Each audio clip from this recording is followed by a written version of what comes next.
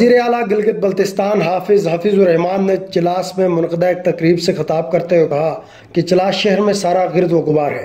اگر دیامر کے عوام ہسپتالوں کو ویران دیکھنا چاہتے ہیں تو چلاس شہر کو صاف ستھرا رکھیں اور پلاسٹک کی جلیبیاں کھانے سے پرہیز کریں۔ پلاسٹک کی جلیبیاں ہیں، پتہ نہیں کیا ہے، وہ کتنی خطرناک تیل والی، تو اس سے احتیاط کریں۔ اگر آپ نے ہاسپٹل کو ویران کرنا ہے تو شہر کو صاف رکھنا ہوگا۔ شہر کو آپ صاف رکھیں۔ یہ دمے کی، پیٹ کی، دنیا جہاں کی بیماریاں تب ہوتی ہیں جب آپ ڈسٹ پہ بیٹھتے ہیں۔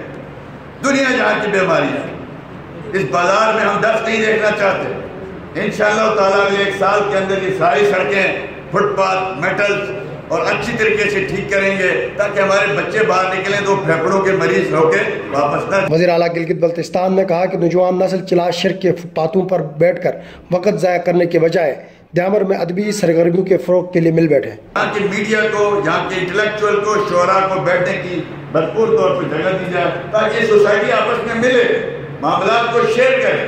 12 مہینے بعد فٹ پاتھ پہ نہ رہے، کچھ عرصہ آپ یہاں پہ رہے۔